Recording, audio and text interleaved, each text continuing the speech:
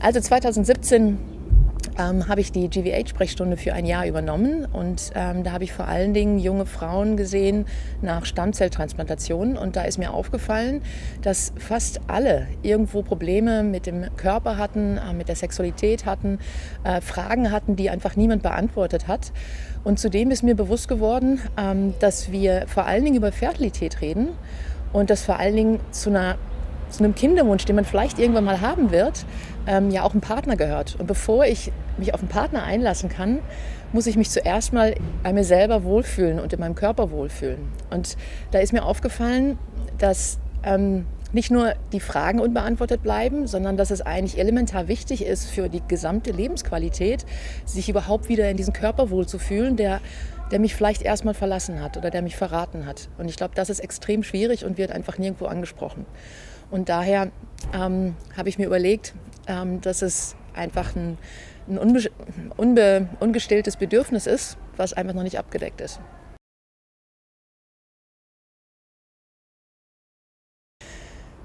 Finde ich eine ganz schwierige Frage. Finde ich eine ganz schwierige Frage. Also, warum ich mich so dafür interessiere. Ich bin mit großer Inbrunst, glaube ich, Reproduktionsmedizinerin. Das heißt, ich kümmere mich um Kinderwunsch, aber vor allen Dingen liegen mir Krebspatienten am Herzen. Und meine Hauptaufgabe war, dass ich vor allen Dingen vor Krebstherapie Patienten berate, was sie tun können, damit sie ihre Eizellen oder auch Samenzellen quasi noch zur Seite schaffen, bevor dann wirklich die toxische Therapie anfängt. Und das Ganze ist aber eben, wie gesagt, eingebettet in viel mehr. Es geht darum, dass wir wollen noch, dass es nachher Patienten gibt, die glücklich sind, die glückliches Leben haben und am besten mit einem Partner oder Partnerin und dann vielleicht auch eine Familie gründen können. Und ich glaube, das ist eines der zentralen Dinge im Leben, dass man vielleicht nicht alleine durch das Leben schreitet, sondern auch die Chance hat, jemanden zu finden und dann glücklich zu werden. Und mir liegt am Herzen, dass es nicht nur darum geht, den Krebs zu überleben, sondern eben auch gut zu überleben.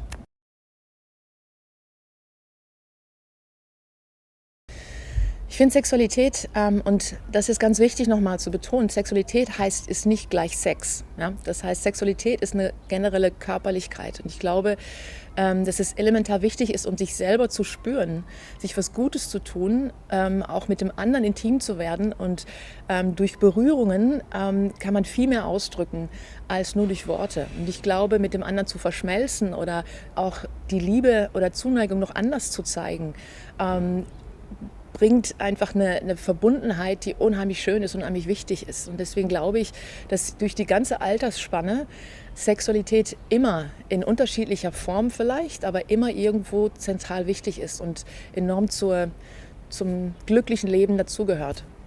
Nicht nur, um sich zu vermehren.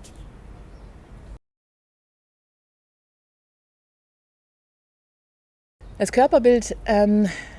Körperbild ist insofern elementar wichtig, weil nur wenn ich mich selber in meinem Körper wohlfühle, kann ich auch Berührung zulassen, kann mich jemandem anderen öffnen. Und insofern ist, bevor ich überhaupt eine Sexualität leben kann und Berührung, wie gesagt, zulassen kann, muss ich zuerst mal mit mir selber im Reinen sein und meinen Körper so annehmen, wie er ist. Und das ist verdammt schwierig, weil ich glaube, niemand findet sich einfach nur schön, sondern es ist auch viel Scham dabei und insofern ist es erstmal wichtig, dass man sich selber vertraut, bevor, wie gesagt, die Türen geöffnet werden können für jemand anderen.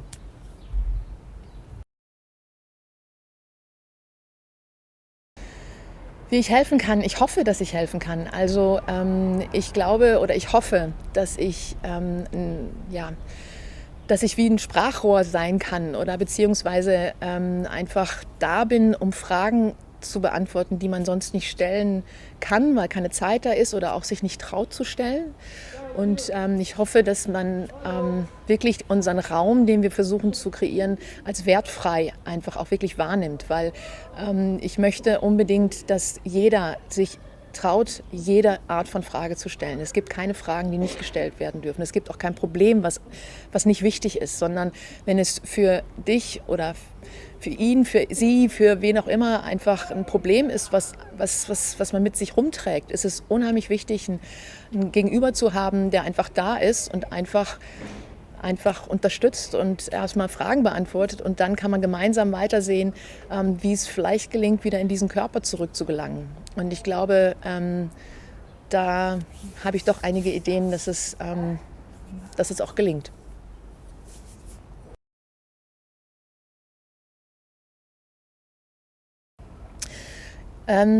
Es braucht nicht unbedingt einen Termin. Also es ist so, dass man uns auch einfach nur schreiben kann und fragen kann. Und deswegen ist auch jetzt dieses Projekt einfach etwas größer. Es ist jetzt nicht nur diese Sprechstunde, wo man tatsächlich dann auch hingehen kann und sehen kann, wie uns reden kann, sondern man kann auch erstmal nur Fragen stellen. Und warum braucht es noch einen Termin? Das ist eine gute Frage. Braucht es, wie gesagt, nicht unbedingt. Aber ich glaube, dass bei den Standardterminen geht es meistens um irgendwelche Nebenwirkungen, dass man aufpasst, dass nicht, dass es gut ist mit dem Herzen, mit der Lunge und so weiter und so fort. Und es geht immer nur um Nebenwirkungen und immer nur um die Krankheit. Und da ist oft einfach keine Zeit, um mal über andere Dinge zu sprechen. Eben auch über außer dass dieser Körper vielleicht nicht mehr so funktioniert, wie er funktionieren sollte. Aber wie fühle ich mich denn damit? Und wie komme ich damit klar? Wie gehe ich damit um? Und ich glaube, dass es durchaus ein wertvoller Termin sein kann, wo es nämlich mal um was anderes geht. Nämlich wirklich um dich, um was dich sonst so bewegt. Und da ist endlich mal Zeit, über genau das zu sprechen.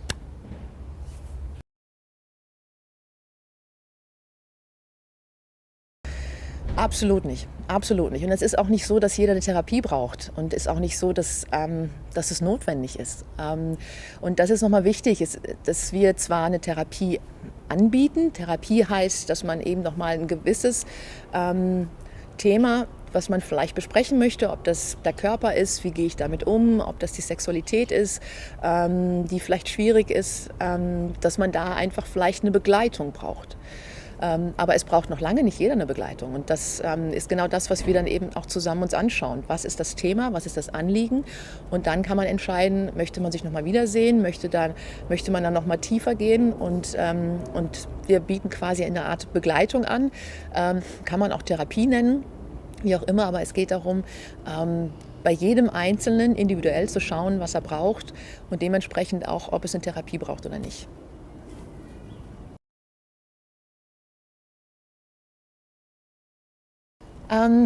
Ich glaube, Survivors sind sehr besonders. Sie sind sehr besonders, weil sie durch eine sehr besondere und harte Zeit durchgegangen sind und da sehr, sehr stolz drauf sein können, finde ich.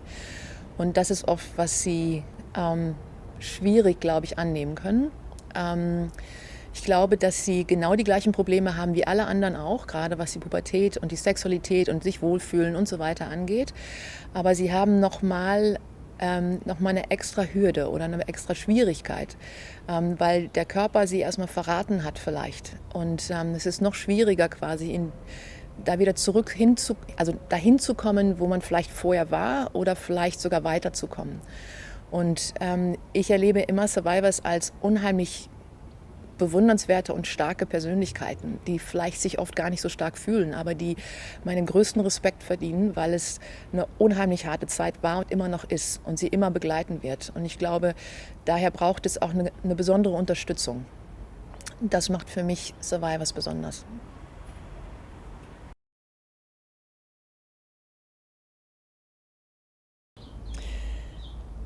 Fertilität, Sexualität und Körper sollte man eigentlich genau andersrum in die andere Reihenfolge setzen, nämlich zuerst Körper, dann Sexualität und dann Fertilität. Weil ich muss mich, wie gesagt, zuerst in meinem Körper wohlfühlen, um in eine Partnerschaft einzugehen, um dann eventuell an Kinder zu denken. Und was wir häufig machen, ist, dass wir aufgrund dessen, dass die Therapie eben die Fertilität einschränken kann, dass wir eigentlich nur darüber reden, dass wir Eizellen einfrieren oder Samenzellen einfrieren. Und mir ist aufgefallen, dass es ganz wenige Survivors gibt, die tatsächlich kommen und ihre Eizellen und Samenzellen tatsächlich abzuholen. Und die Frage ist, warum? Und einer der Gründe ist, dass es schwieriger ist, tatsächlich sich auf eine Partnerschaft einzulassen. Das heißt, um mich darauf einzulassen, muss ich, wie gesagt, mich zuerst in meinem Körper wohlfühlen, um dann eventuell eine erfüllende Sexualität zu haben, um dann eventuell einen Partner zu finden, um dann eventuell eines Tages auch an Kinder zu denken. Und ich finde, wir wissen, dass Kinderwunsch ein ganz wichtiges Thema ist für Survivors. Aber wir vergessen, dass es mehr ist, als einfach nur Eizellen und Samenzellen einzufrieren, sondern dass es viel mehr braucht, um überhaupt eines Tages diesen Kinderwunsch umsetzen zu wollen und dann auch zu können.